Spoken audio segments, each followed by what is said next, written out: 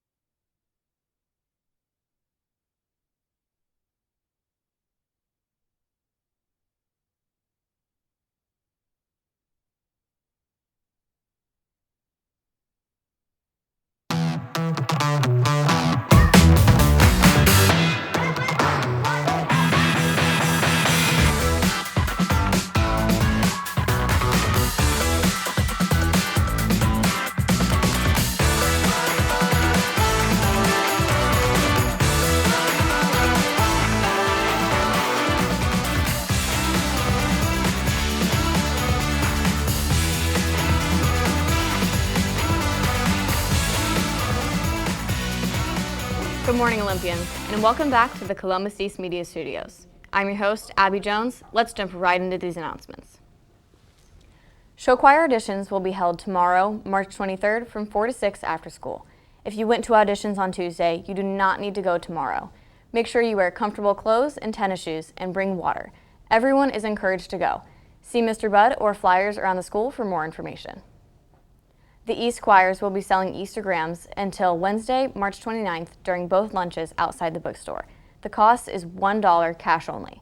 Delivery of the Eastergrams will be on April 3rd, 4th, and 5th during advisory. If you want to purchase an Eastergram, please use the student's full name and know the advisory teacher's name or room number. Juniors who did not take the SAT on Wednesday, March 1st will need to instead take the test on Wednesday, April 12th.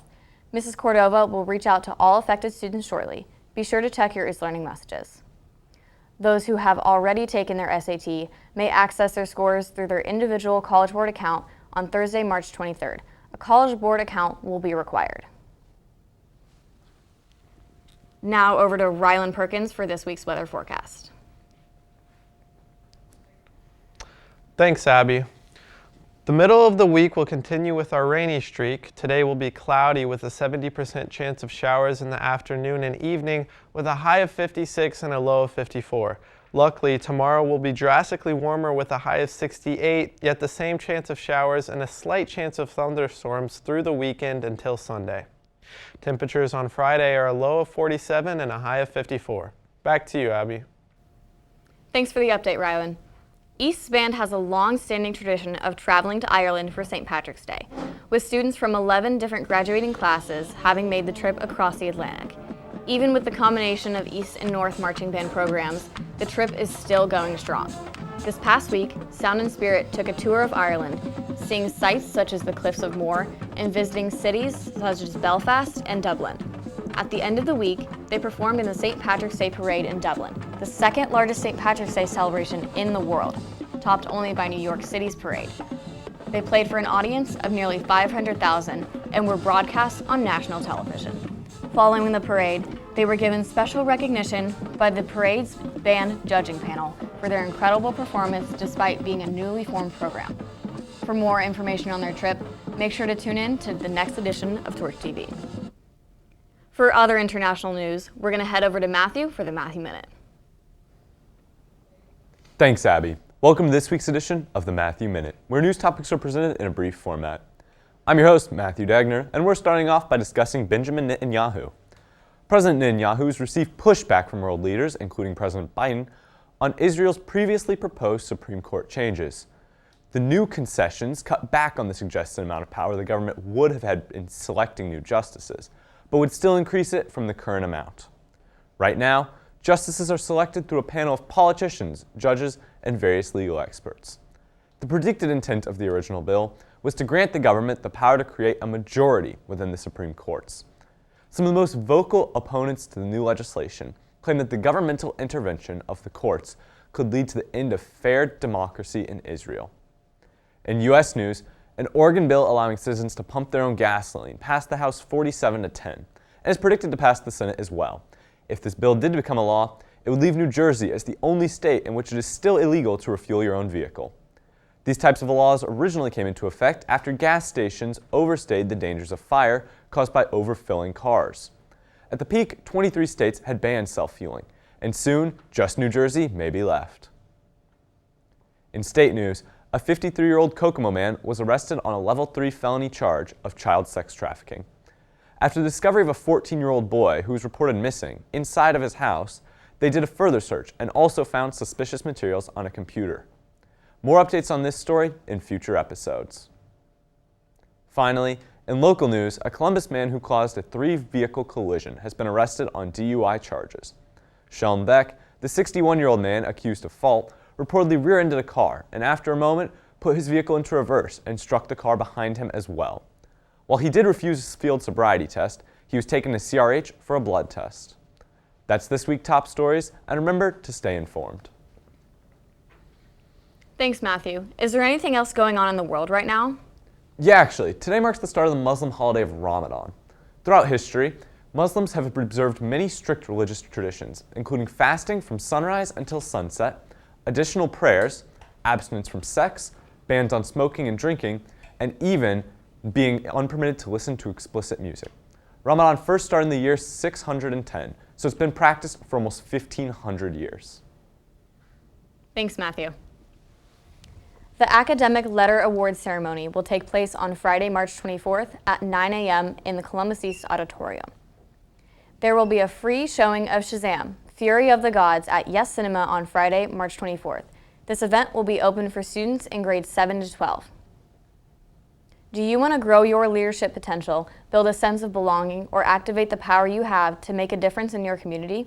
If so, be sure to attend the Youth Empowerment Summit on Friday, March 31st. The event will be located at the Columbus Learning Center from 8:30 a.m. to 2:30 p.m. More information can be found on flyers around the school or on the update page in the Columbus East It's Learning group. The East Choirs are hosting a rummage sale and need your help to make it a success. Donations will be accepted on Friday, March 31st from 5 p.m. to 8 p.m. at the T doors. Please do not bring tires, mattresses, box springs, or undergarments. The sale itself will be Saturday, April 1st from 8 a.m. to 2 p.m. And now to our resident sports expert, Corey Shooter is here to tell us about March Madness and more.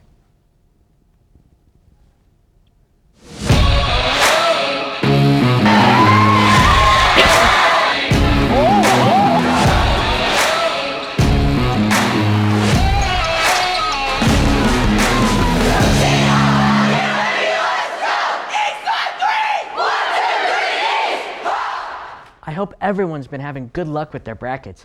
I'm sure number 1 Purdue getting beaten was all on yours, seeing as there are no more perfect brackets anywhere.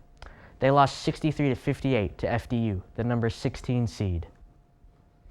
Hard to put into words right now. Honestly, it's really hard to even it just happened, right? But I think an unbelievable credit to Purdue. That's a Big Ten powerhouse. What they do there is incredible. And I kind of felt bad the last couple of days about what I said in the locker room because it was almost like a slight towards Purdue. I have an unbelievable respect for Purdue. I think Purdue's tremendous respect, and for us to beat them tonight in this environment was just an incredible win for us. I'm so proud of the guys, what we've done, what we've accomplished so far. The last time there were no perfect brackets before the second round was in 2018, when the number 16 seed UMBC defeated number 1 seed Virginia. IU this year, however, did have a little better luck. In the first round, they beat Kent State 71-60, but lost to the Miami Hurricanes 85-69. Our women's teams are doing much better than the men's. Notre Dame won both their first and second rounds over Southern Utah and Mississippi State, respectively. They are in the Sweet 16 and are going up against number 2 Maryland on Friday. IU won over Tennessee Tech in the first round, but then they also lost to the Miami Hurricanes, 70-68. In the realm of our local competitions, our boys varsity baseball will have their first game tomorrow over at Martins High at 5:30, and finally, the C4 Culinary Arts team won state and will advance to nationals. Congrats to them. That's all we have for this edition of sports. I hope everybody doesn't lose too much money. Back to you. Thanks. That's all we have for today. From Rylan, Matthew, and our sports expert Corey, and the rest of the Torch TV crew, I'm Abby Jones. Thanks for watching. remember to take care of yourself, others, and the place, and as always, try to be the best part of someone's day.